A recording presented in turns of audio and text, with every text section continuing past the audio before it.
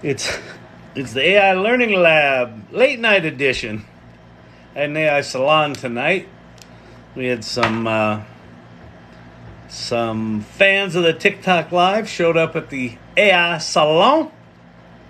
Had a good salon tonight. Had a good hangout. Welcome. I don't know how much we're gonna. Hey Tobias, what's happening? I don't know how long I'm gonna last tonight. We're getting a mighty late start.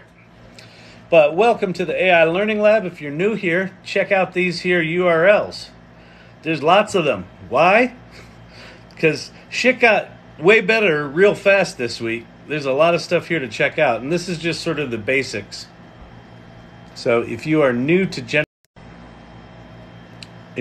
generative AI, these are things you should be checking out. That's the official ChatGPT website. If you pay for the Plus version, you get plugins, you get GPT-4, and you get Code Interpreter. Code Interpreter alone is worth way more than $20 a month, in my humble opinion. Bing.com is free. That's Microsoft's GPT-4, connected to the internet, can make images, can read images. Claude.ai is the competitor to GPT-4.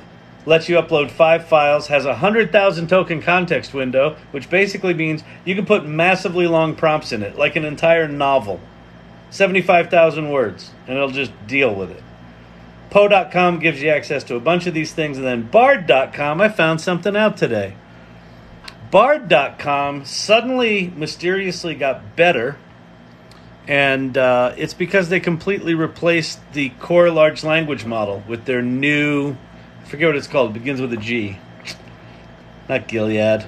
That would be funny. Not Galileo. Anyway, it's something. But bard.google.com is now better than it was. So worth checking out. So all 5 of these, if you're new to ChatGPT, are worth exploring.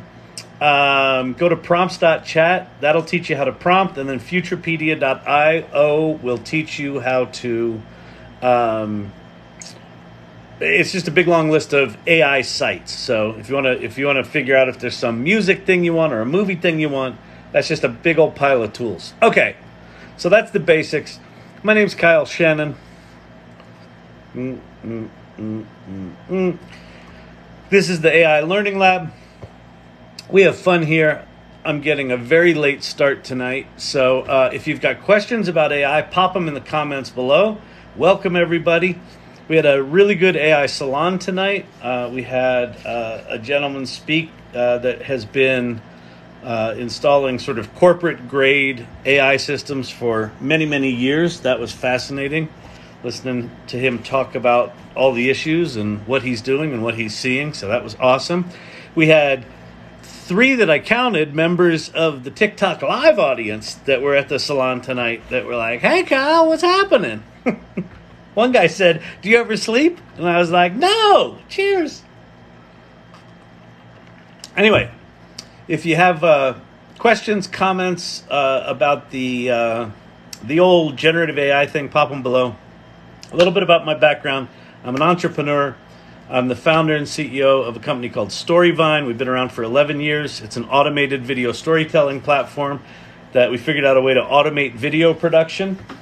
And we are now rolling some AI features deep into our platform, and we actually just got a hint from a large client today that they might be paying us to go build some of the AI stuff we've been pitching that we've got prototyped out, and I think they want us to go build that shit. So you can make money with ChatGPT.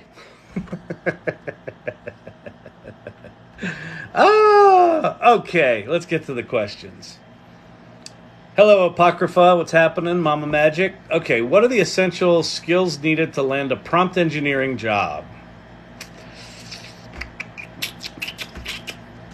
I would say at this point, and probably for the next year, deep curiosity, a sense of adventure and exploration. And for example, here's why. So at the beginning of this week, or end of last week, this list only had 3 sites on it.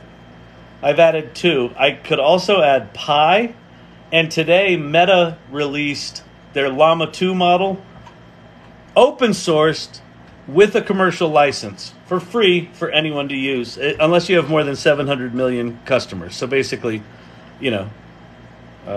Instagram scale companies can't use it for free. Everyone else, free to go build on it. So understanding how these models work, understanding which ones are better for what, understanding which ones have security issues or not, which ones have APIs or not. If you're brand new to prompting, that document, prompts.chat, will teach you about prompting. There's some primers in there. It also teaches you this concept that you can set these large language models up as a particular persona. So act like an air traffic controller, act like a magician, act like a, consultant, act like a psychologist. And when you do that, these things get better. There's a reason for that. I'm happy to describe it. But understanding the basic concepts, being able to get these things to do what you want them to do is probably the first skill. And then the second skill after that is understanding business. These are just tools. So the trick with tools is don't get seduced by the tool. Just learning prompt engineering is not enough. But understanding how to ask questions for who your customer might be. So if it's someone that's hiring you, understanding what are they trying to accomplish and how quickly can you get this tool to give them what they want accomplished. So focus on the problem, then figure out which of these tools is the best to do it with. Or if it's Midjourney or Stable Diffusion or Adobe Firefly, whatever it might be. I think those are the biggest skills. And then the kind of marketing piece of it right now, quite frankly, is talk about it. So as you start teaching yourself these tools, put it out in the world. Put it on LinkedIn. Hey, I just built this thing on ChatGPT. You're at a dinner party. Oh, let me tell you about this thing I did with ChatGPT. Most of the people right now will look at you like they're fucking, like you're crazy. Let them. Who gives a shit? Fuck them. They're the ones that'll call you 3 months from now going, I should have listened to you at that dinner party. Sorry I was such a dick. Well, now I've got a job and you don't, asshole. Because you never know who you're talking to right now. It's going to be in that moment where they're like, holy crap, I need to figure this stuff out. Does anybody know that? Oh, Mama Magic does. She was talking about ChatGPT the other day, right? So be that person. Right now, I think that's it. That's the primary piece of it.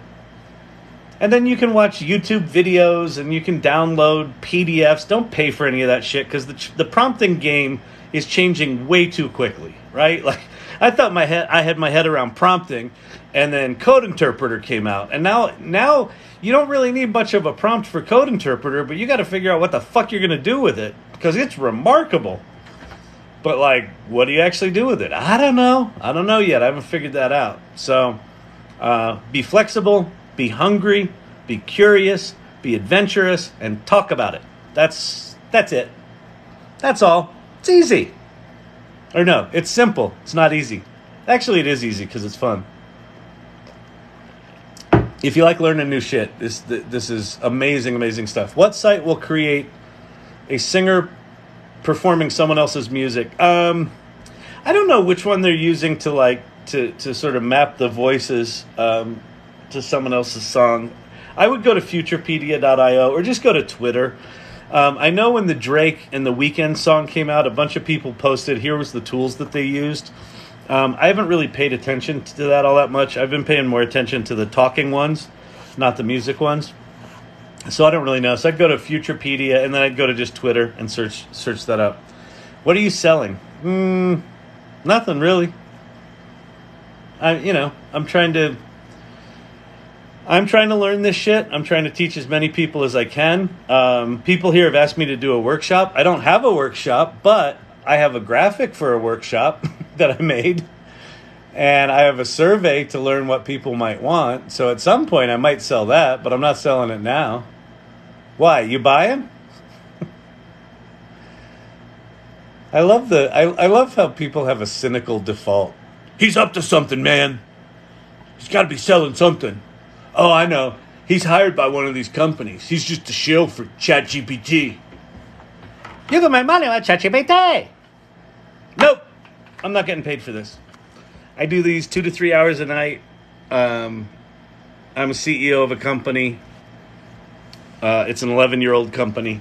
I'm doing this instead of sim racing because I enjoy it and because I'm trying to keep my head in the game. This shit is moving so fast. It is making...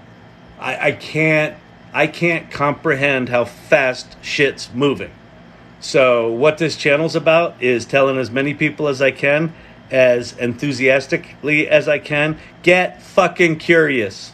Lose the cynicism, gain the curiosity, gain the empathy, get adventurous, and learn this shit. Because if you don't, you're going to find yourself on the other end of a shit slap fest. And it's not going to be fun. So, I'm not really selling anything. I am selling hope. Want some? No? All right. Ba-da-bum, ba-da-bum, ba-da-bum, ba-da-bum, bow! What's a good one to write a movie script? GPT-4, the top one. Claude's not bad. Bing is GPT-4 too, but it's been neutered. Put it in creative mode, it's not bad. But the GPT-4 at OpenAI is still the best by far. And now, it looks like it's getting worse.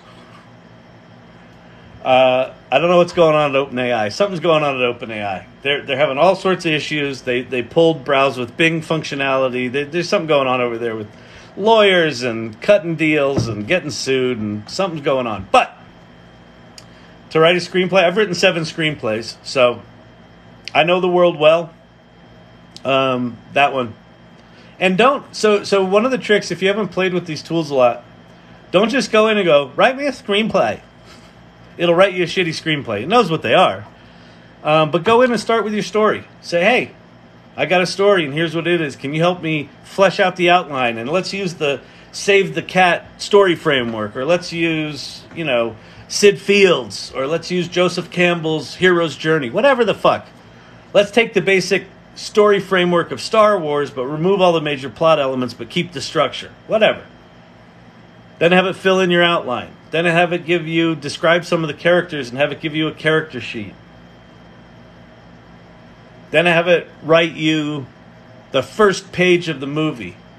And just keep dicking with the first page of the movie until it gets somewhere close to what you want. And if you're a good writer already, paste in 3 or 4 pages of a scene you're particularly happy with and tell it to mimic that style. And it will.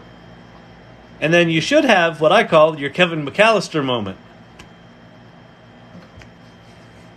I had no idea it did that. Oh, yeah. So, yeah, that's why I have these on screen. These are... We're lucky to be alive at a time when we get to play with this shit. They're fucking remarkable.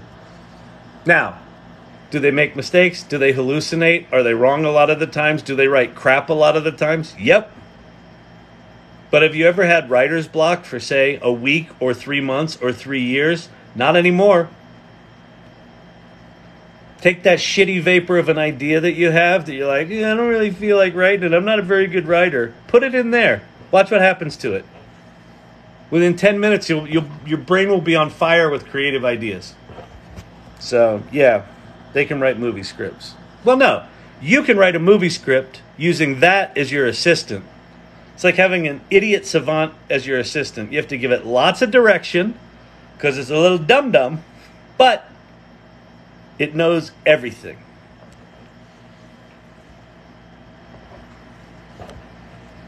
You want to take the surprise ending of The Sixth Sense and combine that with the charming narrative of Forrest Gump. It'll do it. Hey all, hey Joy. New here, can you explain please? What would you like me to explain? Who I am? Why I act like this? What the fuck is going on with my hair? I'll explain it all. So a marketing background will be an asset. Yes, Mama Magic. Here's my thing. I think that being older is an advantage. So I think we are entering a revenge of the Gen X phase. where the more world experience you have, the better you are with these things, because they'll produce stuff and you're like, ah, that's crap, or oh, that's good. And it's also revenge of the liberal arts major. So yeah, having a marketing perspective, understanding storytelling, understanding audience, understanding intent, understanding what you're trying to accomplish is brilliant with this shit. Because these are just fucking tools. The art of these is understanding what am I trying to accomplish. And if you can articulate that, then you can figure out how to talk to this thing. And it's more like prompt psychology than prompt engineering. I think we should strike the term prompt engineering from the vocabulary. I'm good with prompt crafting. I saw on Twitter, I don't know, a week or so ago, someone said it's more like prompt psychology. These are called large language models. Large what? Language models. Who uses language? Humans. These things basically were trained on all of the text of the public internet, or as much as they could get, but like a fuck ton of it. So imagine, for the last 30, 35, 40 years, people have been dumping stuff on this thing called the internet. Decades of all the stuff. It's all in there. I mean, have you ever tried to surf Wikipedia? It's massive, and that's like one little ant's ass of what's in here. It's like all the blogs, all the websites, all the tweets, which Elon Musk is pissed off about. Whatever, they scraped it. They can see it. All the universities, all the research papers, all the programming languages, all the code from those programming languages, all of it. So yeah, so a marketing background is good because you go in there and you treat that thing like a coworker. You understand what you want, you ask it for it, and then it gives you some version of it. When you get good with these things, you can get to 80% of what you want, like that. And then the last 20% takes you about the same amount of time as you would have written the first draft in the first place, if you want it to be good. Yeah. You're too funny, Kyle. Oh, but looks aren't everything.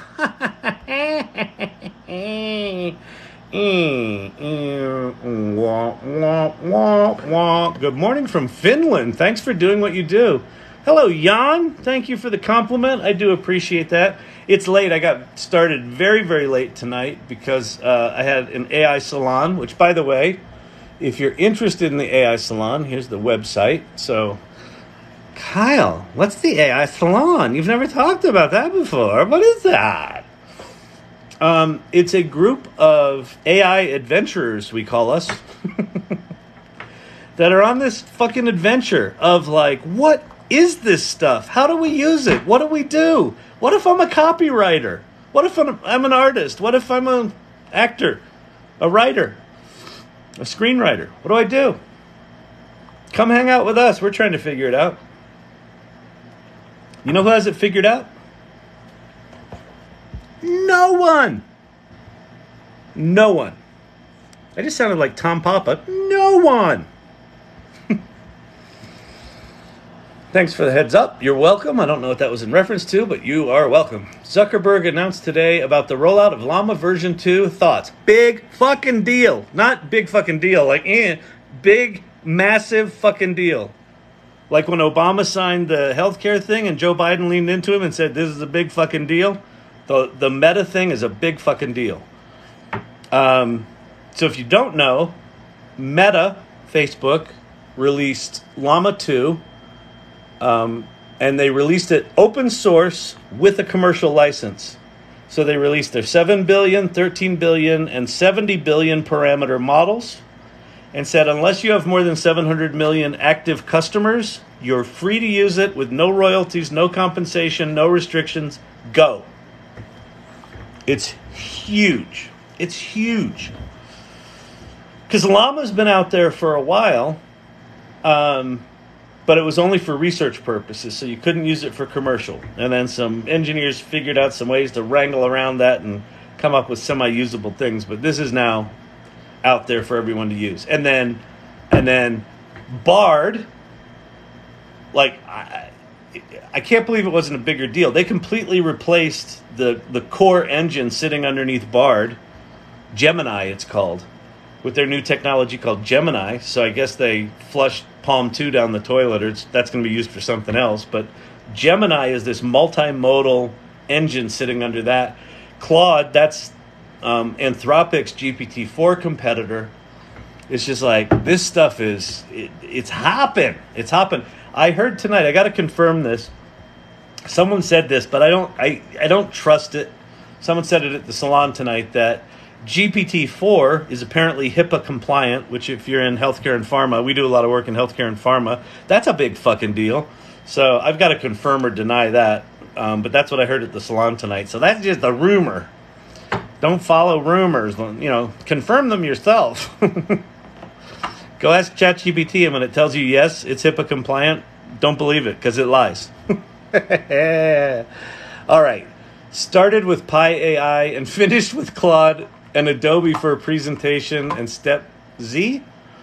That's very cool, Silver Fox. Started with Pi, finished with Claude, and Adobe for presentation. Oh, Adobe, like Firefly and generative fill. That's cool. Super cool, Silver Fox. Oh, I'm thirsty. I'm a little parched. It was almost 100 degrees here in Denver today. Legal tech is a huge use case. Yes. Like right now, these things are so staggeringly capable at almost anything you throw at them that I feel like everything right now is a huge use case. Made a 13-day social plan for getting tourists back to flooded Vermont with Pi AI and Claude this morning. Wow, that's awesome. That's awesome. Tell us more about that and tell us how it works.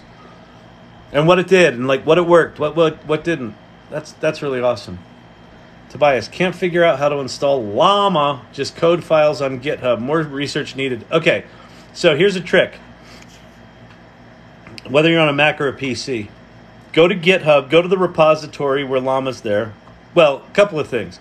Go to Reddit, and I would assume at this point there's a llama subreddit, and if there's not, I just can't imagine that there's not, but just go to Reddit and search for open source large language models. See if you can find a llama subreddit. There's probably even a llama 2 subreddit at this point. And then just find people talking about, oh, here's a thing to install llama on your Mac or on this or on that, or here's the GitHub. Okay, so that's a way to find some things. Go to the README file of your GitHub, copy all of the README file, and go to Claude.ai that has a 100,000 token context window, and paste that motherfucker in there.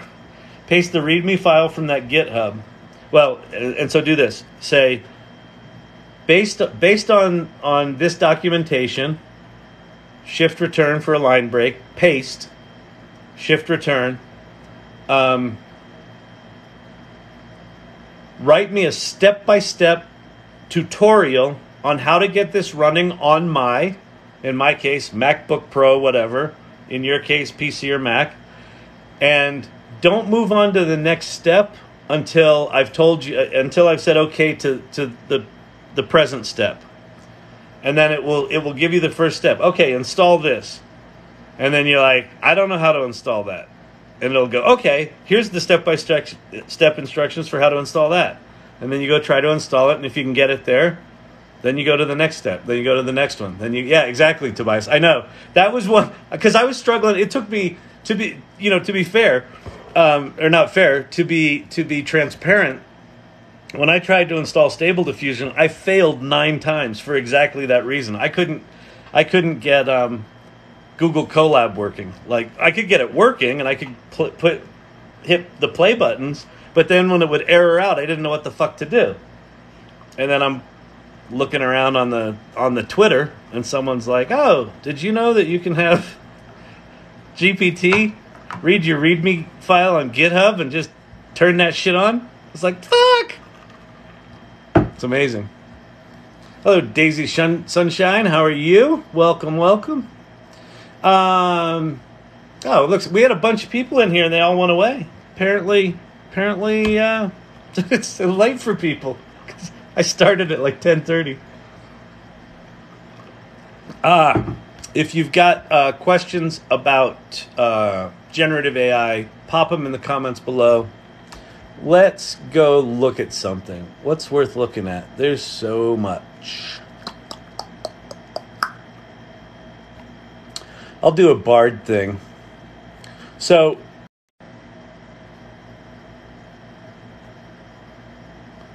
Silver Fox, Pi gave me bones and ran out of space, so moved process to Claude. Then did summary and action items. That's super cool.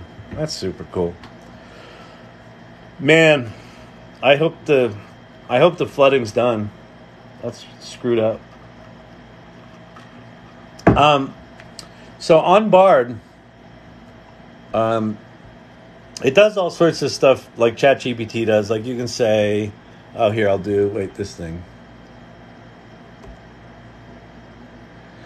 Write me a Python script of a tic-tac-toe game you can never win. I don't know if it's possible to write a tic-tac-toe game you can never win. Well, I guess you could. If you get the third thing in a row, then you could start the game over. Here's a Python script of a tic-tac-toe game you can never win. Let's see. It's designed to ensure the computer always wins. The check, win, functions, blah, blah, blah. So anyway, so it writes code, does all that. But then check this out. So what are the top minimalist shoe companies? I'll just leave it at that.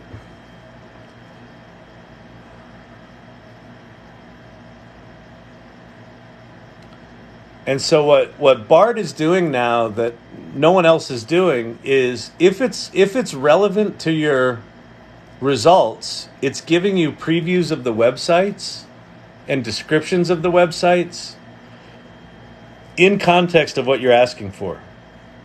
This seems like a very big deal to me. I mean, this is counter to their business model. Now, I assume they've got something in here that if I click on this, maybe, the pay-per-click goes to someone, but maybe not. I don't know. Maybe they're just experimenting with this crap right now. But that's just wild, isn't it? Buffering max headroom. That's because I switched screens, probably. Dee-dee-dee.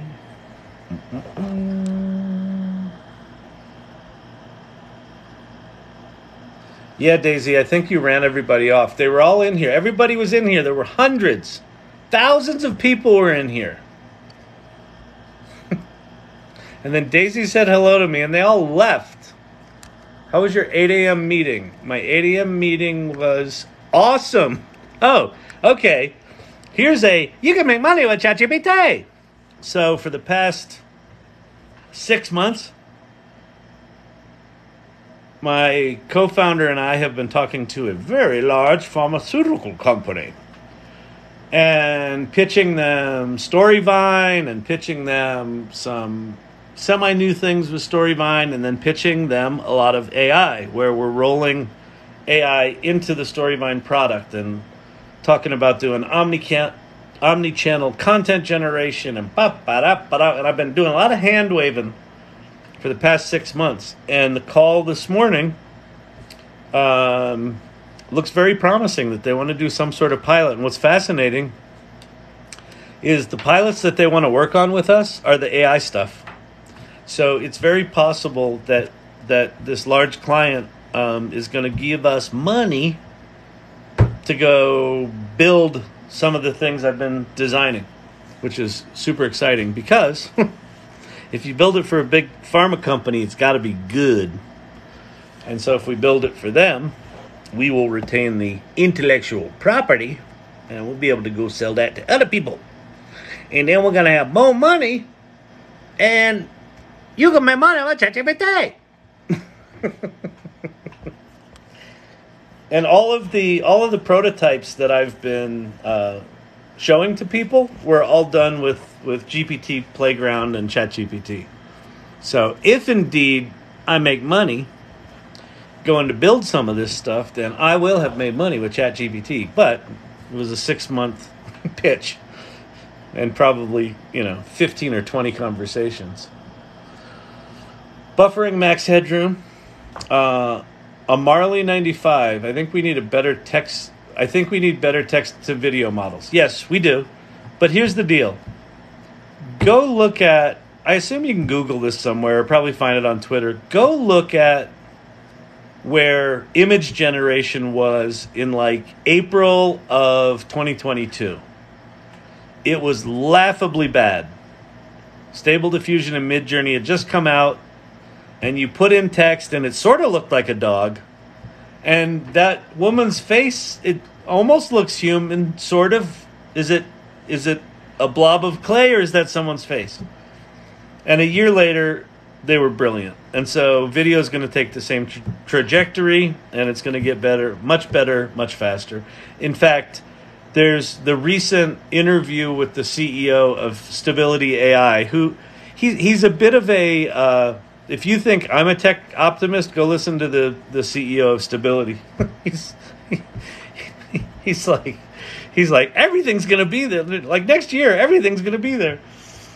But he said that the internal model that they're working with at Stability, like right now, if you go make an image in Stable Diffusion, it takes 10 seconds to render one.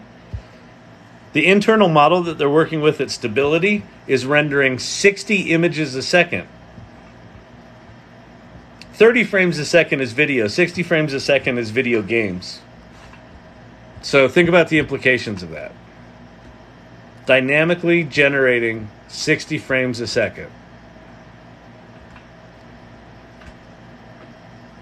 As good as Stable Diffusion is right now, which with the LoRa's and the Dream Booth and the fine tuning and the control net, it's going to get mighty powerful, mighty fast. So just have a little patience. And I mean, I assume you've played with Runway, Gen 1 and Gen 2. I agree. They're kind of, just janky. And that's okay. They'll get better. Go look at Wonder Studio. You want to have your mind blown off your head? Go look at Wonder Studio. Upload a little blob of video, let it process it for 30 minutes, and it replaces the human being in the scene with a CGI robot. And you can export the alpha channel, the depth map, and the the green screen animation and the full video. I showed it to a filmmaker tonight. A filmmaker came to the AI Salon tonight, and I was like, "Oh, have you seen Wonder Studio?" And I showed it to him, and he was like, "He goes, that's very impressive."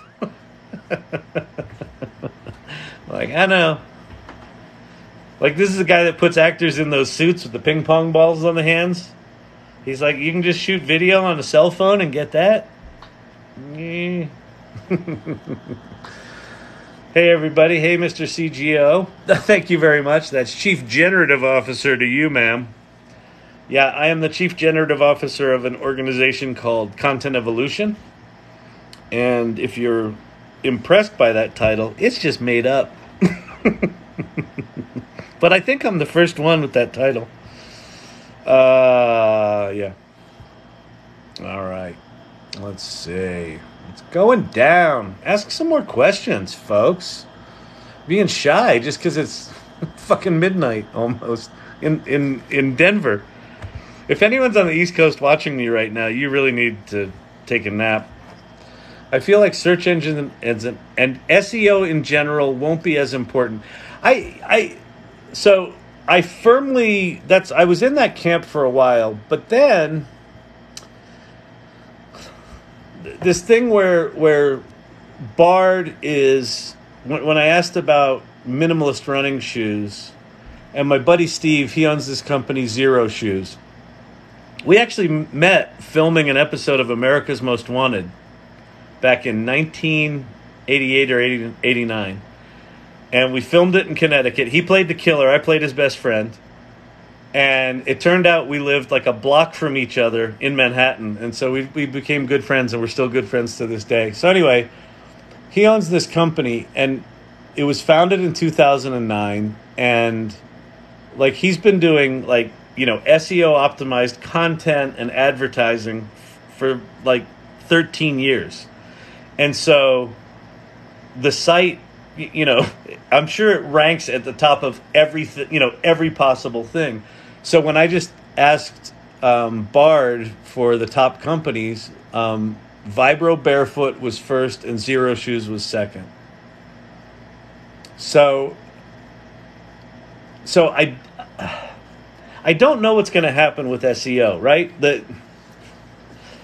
I think you're right. I think search has to fundamentally change because, like, my experience has been, if I know that ChatGPT is going to take 30 seconds to return a result, and I know that Google would return a result in 2 seconds, I'll wait for the 30 seconds for ChatGPT just so I don't have to dig through the bullshit SEO-injected crap that you have to deal with at Google. So I don't know how Google makes this transition. It's interesting looking at how Bing's doing it. Bing is they're sort of doing this thing where they're you know, injecting hyperlinks. So it's not really clear what's paid, what's not. They're not doing it as slick as Bard is right now. Yeah, so I agree with you, Amarli, that SEO is going to change dramatically. And you know, if I ran an SEO agency right now, I would be scrambling to upskill all of my employees to be full in on this. You know, if I had an SEO agency right now, I would say 3 weeks from now we're going to have a competition, and whoever pitches me the best idea to put our agency out of business will do that idea, or something like that. I would be radically pushing to completely disrupt the whole model of SEO, of agencies in general. If they don't aggressively start disrupting themselves, they're in for a rude fucking awakening. And I ain't just speculating that out of my butt. That's some of my clients telling me that in confidence. Not for nothing, but if our agencies don't start delivering shit faster at a higher quality and a lower price, they're gone. Because the clients know that that's possible now.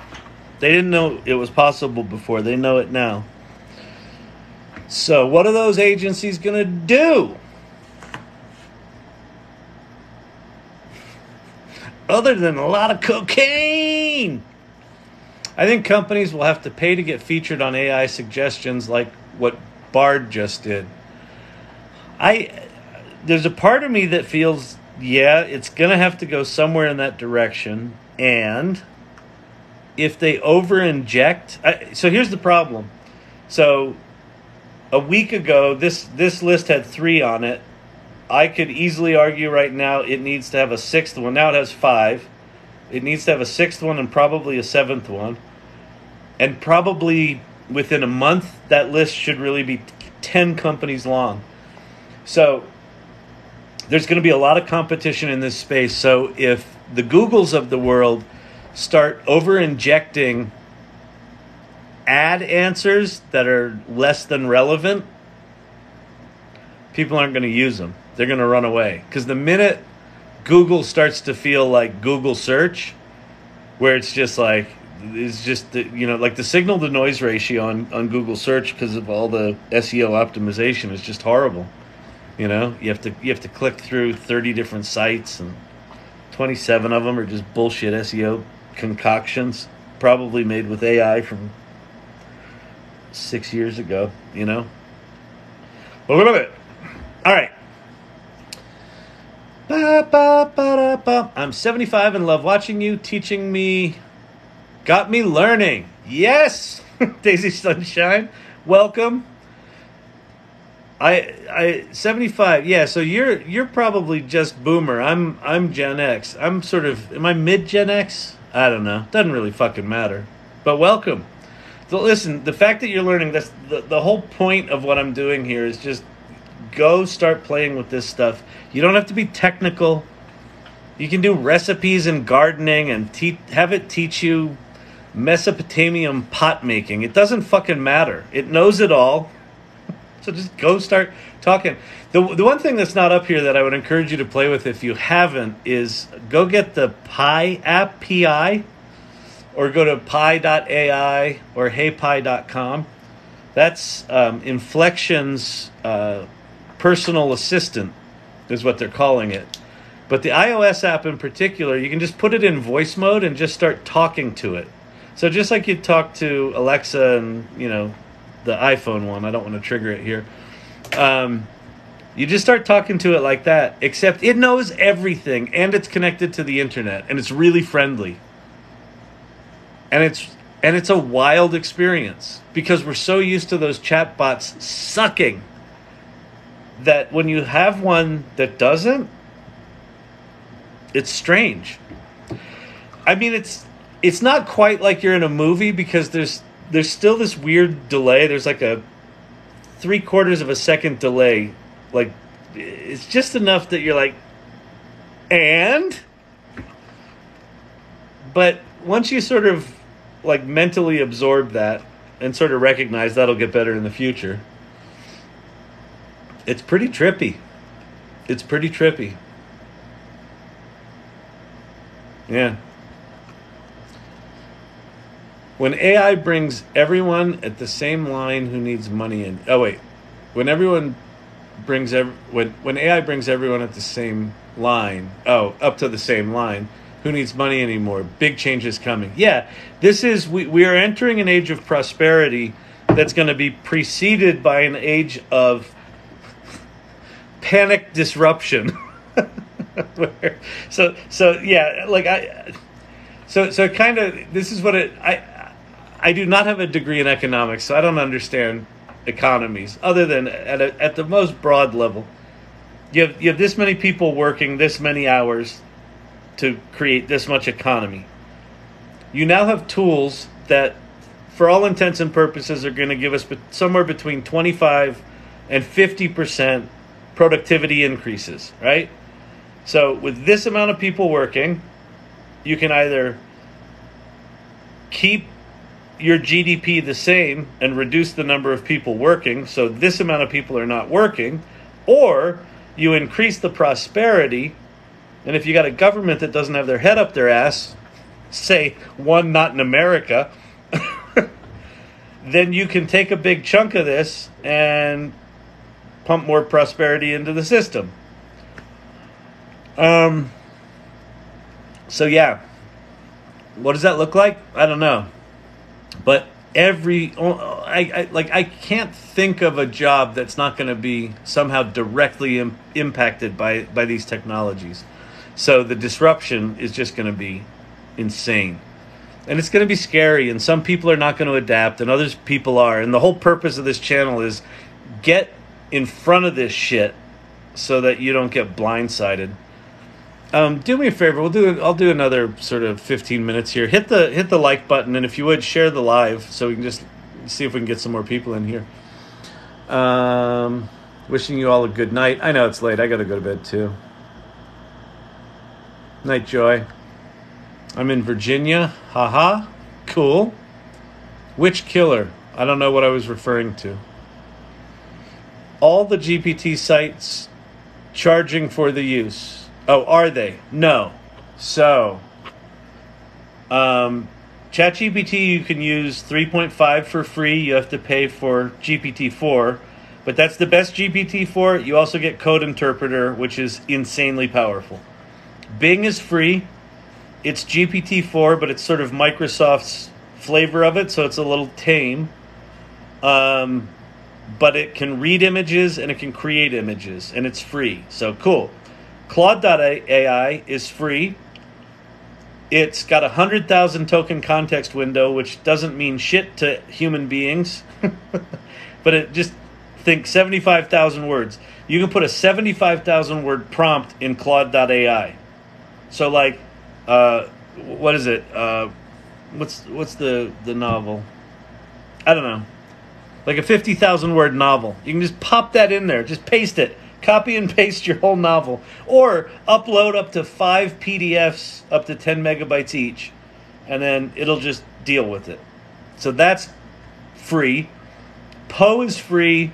It's got 3 models in there, GPT-4 and the 2 Claude models that are subscription only, but all the rest of it's free, and it's got free bots. And then bard.google.com is free. Most of them are free. Free. I wonder what he's selling. What are your qualifications, Mr. AI Lab Learning? Huh? What have you done here? You have a degree in this? I don't think so. So you're obviously selling something, or you wouldn't be here. It just doesn't make sense. Is that a chemtrail? Anyway. Just went all Jim Carrey there for a minute. Sorry about that. Carry on. Bravo. Yes, we don't need to go through all sites to get the info we are looking for. Yeah, exactly. And that's Google's business model. Google's business model is not to deliver you the thing you want. It ain't. Their business model is to deliver you 40 things you have to click on to eventually find the thing you want. And I guarantee you they've got the data science to know exactly where to place the thing that's of value to you so that you click on 8 different things before you get to it. I guarantee you they have that down to a fucking science. Ask yourself, if Google invented the transformer, which is the thing that empowers all of these tools, why weren't they first out of the gate? Why did they wait until ChatGPT went to 100 million users in 6 weeks before they panicked? Actually, that's not fair. They panicked after 5 days when it went to 1 million users. That's when it was declared there was a red alert at Google, which is oh fuck boys, that thing we invented, is it hot in here? Oh, we're gonna have because they knew it would fuck up their business. So that's what they're dealing with. But they're Google, they got a lot of smart people, and they got a lot of money, and Gemini, the model that's sitting under that, it doesn't suck. This wasn't on my list a week ago, because it was laughably bad. It ain't anymore. Amazing. So website visitors will drop dramatically. Yeah, I think, I think what ends up happening with this new kind of search is that search engines don't go away. There are some times where you're just like, I need to Google it. And you kind of know how Google works, and you know it's just going to pop up the weather, or it's going to give you the answer to that math problem, or whatever it is, right? Or you need a list of these specific sites, and you know how Google delivers them. So I don't think it goes away, but I think it drops dramatically in importance. And what Google's going to have to toy with is how do they take this new mode of I just want the answer rather than I want to fucking spend the next hour looking for it like a goddamn scavenger torture hunt. Like they have a shitty product, right? Because the internet is so complicated. And before you had large language models, you had to use your actual human brain to like click on a thing, go out to that site, use your dang eyes or your dang ears and listen to it and read the site and go, yep, that's not what I want. Click back to the click. That's a shitty product. That's a shitty experience. Now, was it the absolute best thing we had for 2 decades? Yes. No one came close. Alta Vista was the search engine to beat all search engines, and Google came up with their fucking algorithm and just everything else just went bye-bye. And they had it for 2 decades. And literally overnight, ChatGPT blew that up. So I think search still remains. I think websites still remain. I think the importance of them goes down dramatically. I think we're entering... I actually just wrote an article. If you go to my LinkedIn, Kyle Shannon on LinkedIn, I wrote an article today about... I think we're at the dawn of an era of hyper-personalization, where rather than me going to a website that someone else designed, the website is going to be dynamically generated based on what I need in that moment. And that's kind of what these things already are, right? Because they've been trained on all of the internet, and you're like, gee, I wonder what it would look like if Einstein and Stephen Hawking had a conversation. You know, what would they say to each other? And it goes out and it finds everything that's been written about them, and it imagines it in its probabilistic way, and it shows you that. And that's kind of like a dynamically generated website. Now, right now it's just text, but it's not just text, right? It'll deliver markup. It'll deliver code. If you watch Code Interpreter do what it does, it's writing and executing code and generating images and handing them back to you on a platter. So isn't that what a lot of websites do? Yeah, you mean ones that have been around for a decade, that they spent a decade figuring out how to write code to hand you charts on a platter? And so it's just dynamically doing that right now? Yeah, it is. So Code Interpreter and the plugins start to be a glimpse into, rather than giving it a prompt and telling it exactly what I want, I kind of give it a goal and have a general vague idea of what I want, and then it goes, gotcha, boss, I'm on it. Hey, let me write up some code to go try this. Oh, that didn't work. Gee shucks, let me try again. That seemed to work. Let's go look at what I created. There seems to be some missing data here. Let me write some code to fix that. There, it's fixed. You said you wanted it to be interesting visually. Let me go ahead and make you a spider graph. Here's your spider graph. I mean, this is fucking nuts. I'm working on something sort of an idea rather than a business to tackle the SEO matter. Oh, that's cool. I'll pitch it to you. Awesome. Would love to hear it. Sounds cool. I'm 59 and this is all Greek to me. Well, I'm 58 and this is all Latin to me. But I listen every night hoping to latch onto something. So listen, Prez Dog. Just pick what... Actually, you know what, Prez Dog? If you've got an iPhone, even if you don't have an iPhone, go to pi.ai, pi.ai, or if you've got an iPhone, go download the Pi app, Pi, from Inflection. Put it into voice mode and just start talking to it. Don't put pressure on yourself that you have to learn AI. You don't. We don't. I think we need to understand... I think the sooner we can understand the tools and what they do, the bigger an advantage we have. But we don't need to learn AI, because these tools are going to be fucking everywhere. So go get the Pi app. And just tomorrow, like I did it in my car. Like this was mind-blowing to me. Like I just, like, I don't know, it was like on Twitter or something like that. Someone posted a video of them talking to this app, and I'm like, oh, let me go try this thing. It's probably fucking stupid, right? That's where I start all of my software transactions is, this is probably a piece of shit.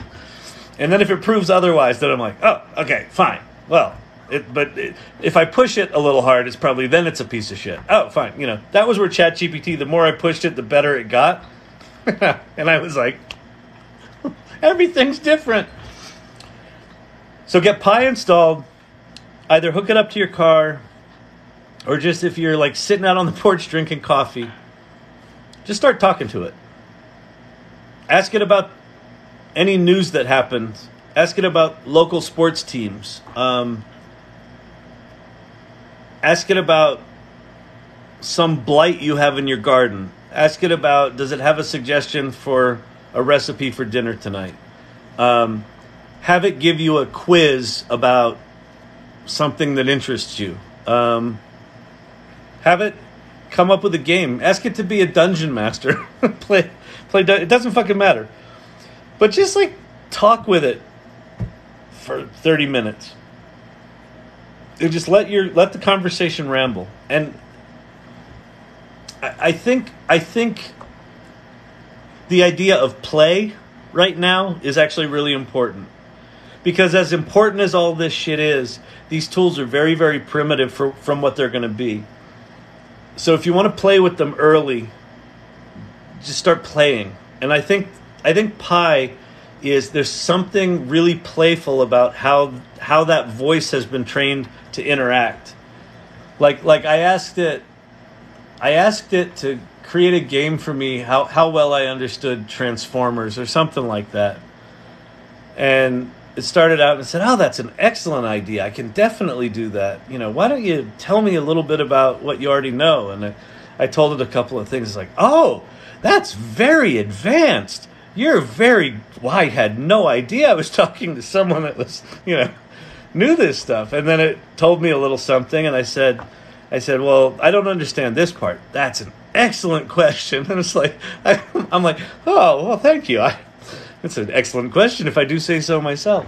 So just go play with that, and just, if you can, get yourself into a mode where you have fun with this stuff and take the pressure off feeling like you have to learn it. Because there's nothing shittier. Like, you can tell by how not in shape I am. Every time I tell myself I gotta work out, my visceral reptile brain reaction is, go fuck yourself. And so if it's feeling like that, then just find a way to make it play. And I think Pi could be a good tool for that. All right, Daisy's on it. I don't know what I told her to do, but awesome. Well, your Storyvine title may be made up. No, my Storyvine title is founder and CEO. That's real. It's my content evolution title, Chief Generative Officer. But it's fire, and it should be under your pick on the website. No, it's Chief Generative Officer is content evolution. But thank you. That's funny. Yeah, I know. I liked it. When we came up with it, I'm like, oh, that's pretty good. Because generative can mean many things. It could mean generative AI. It could mean generating revenue, as in you can make money with ChatGPT. All right. What do you think of Midjourney? Midjourney is the fucking best. Midjourney's by far the best of the image generation tools. Here's some caveats. It still only works in Discord, which is stupid.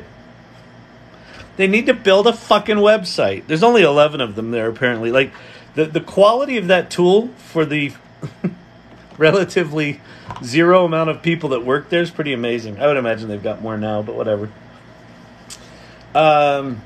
It's also been trained up on lots of copywritten images, so both it and Stable Diffusion and DALL-E to a degree, although did you hear OpenAI just cut a deal with Shutterstock?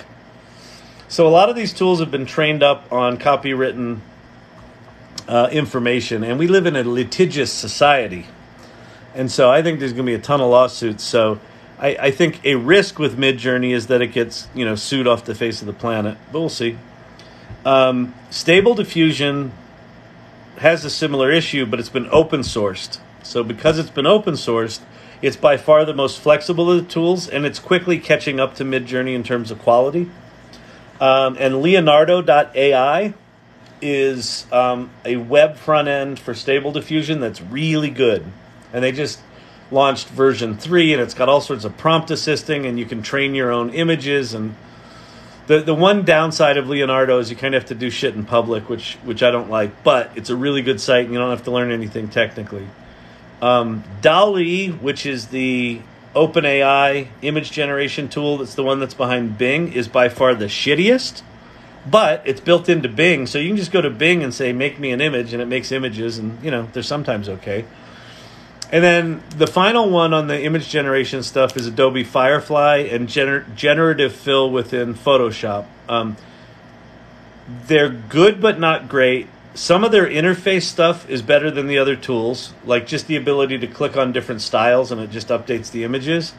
They've got a text thing where you can make fancy text, like you can say fuzzy text of the word fuzzy, and then the letters become fuzzy in particular fonts. The big deal with Adobe is that they've trained their model on public domain and Adobe stock images that they own all the rights to. And so they're very aware of artist rights. They're going to allow artists to opt out of being trained. They're going to allow artists to opt into being trained. They're going to figure out attribution, and they're going to figure out compensation. So I'm a big advocate for Adobe right now. The fact that they've moved as fast as they have, and they're this thoughtful about the major issues that have the entire art community fucking pissed off, and they're going to win them back over, I think that's brilliant. But back to your original question, Midjourney still makes the best images. Hey, I took your advice and I went live chatting with AI. I think people liked it. Thanks. That's awesome, man. Pi.ai and me are BFFs now. That's awesome. That's really cool. Oh, you played a friend of a killer. Oh, what was the question? What killer? It was Adam. Forget what his name was. He was some dude that shot a guy in the back. My line on the America's Most Wanted episode was, about this gun thing. That was the scene before he shoots the guy in the back. We're all a little worried about this gun thing. And that guy was on the lam for like 25 years, and it was funny. Steve got recognized in airports and stuff like that. Weren't you that killer? Like, nah, I was just on the show.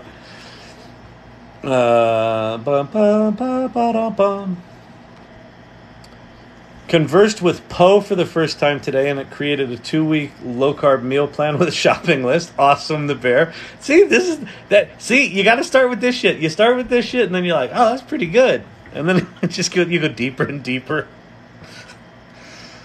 It's just crazy. I'm going to get lunch. Thanks, Kyle. See you next time. Peace out, Apocrypha. New York Times article today speaking on the idea that AI may be the end of Wikipedia. That's interesting. Yeah. I can see that because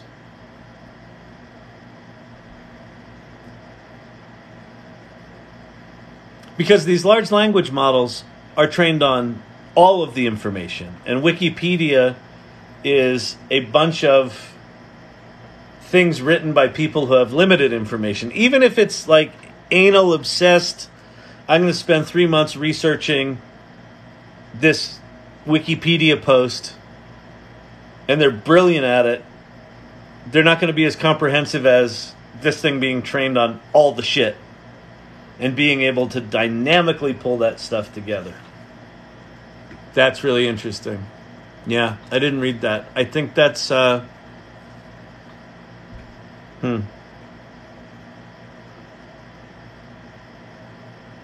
It's just like the depth of what's going to change is staggering. Like things that, I mean, could you have fucking imagined? Put yourself a year ago, last October. Could you have imagined that anyone would knock Google on their heels in the search game? And that they would do it in like a month, 6-week period? No. And that's what happened. And so, like, that's the first canary in the coal mine is, what do you mean this thing can do that? What's that mean for Google? That was the first thing everyone said. What does this mean for Google? It ain't good. It's just amazing. All those sites listed in order of preference for you?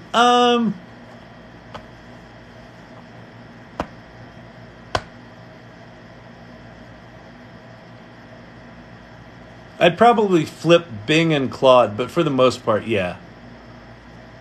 And quite frankly, Google is... See, when I put Google at the bottom there, I didn't realize that they had completely swapped out the large language model. Like, that's a different large language model. So that probably deserves a spot higher on the list, but I haven't played with it enough. And they're all kind of different. I kind of feel like Bing is good for more corporate-y kind of stuff. ChatGPT with code interpreter is just in a class of its own. GPT-4 is in a class of its own. Claude is a very viable competitor to GPT-4. Yeah. Something like that. The more triggering you are, the more viewers you get. Add a triggering title to the image. Sad but true. A triggering title. Oh, to that image? Like GenderAffirmingCare.com. I'll see my 87-year-old mom at the end of August. She's excited for me to introduce her to AI. She saw 60 Minutes. Yeah, when it starts getting on 60 Minutes, this happened in the early days of the web, right? It started getting on 60 Minutes. They started doing all those pieces. All right. I got 5 more minutes. I'll do a couple more questions. I still hope this will increase empathy among people. I think it will, Jan. I think this stuff's actually really good at empathetic cues. It responds in nuanced ways. Pi in particular, Pi.ai and the Pi app is very, very empathetic. Like, that's been programmed like they want that to be your friend. And I think it's training. I think if you've used these things for a while, I mean, unless you're a weirdo, like I find myself using please and thanks and good job when these things do good. Hey, could you please do this? And as I'm writing the word please, I'm like, I don't need to write the word please. I'm like, oh, fuck it. Like, it's nice to me. I'm going to be nice to it. And, you know, people have told me, like, it's better if it gets better if you do that shit. I don't know if that's true. But I think these things, I think we're going to get increasingly comfortable with conversational interaction with the machines, and the machines are going to model for us how not to be such trashy fucking assholes to each other. And we might get better. I think that's right.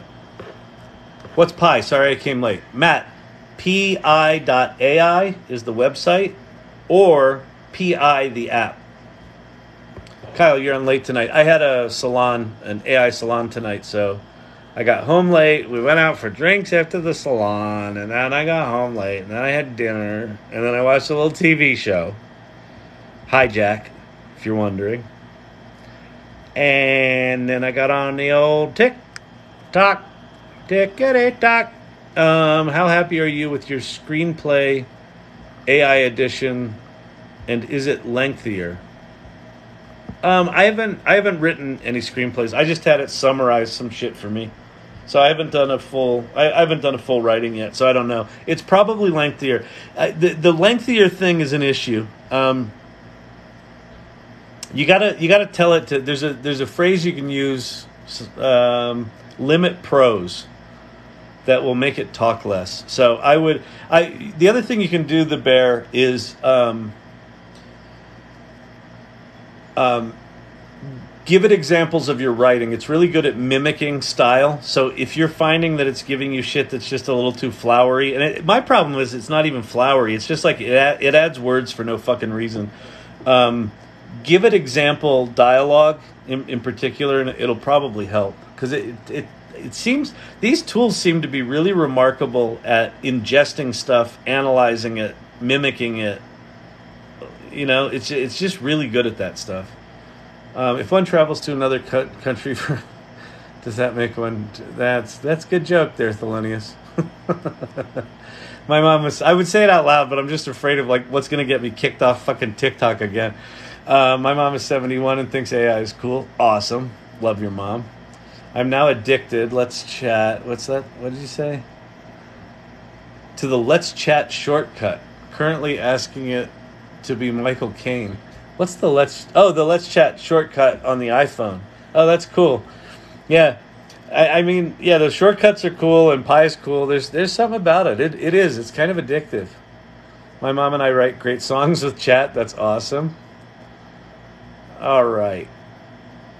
Listen, I got to go, everybody. It is 11:49 here in Denver, Colorado. Hope you're all well. Enjoyed it tonight. It was a fun group. Peace out, everyone. Have a good one.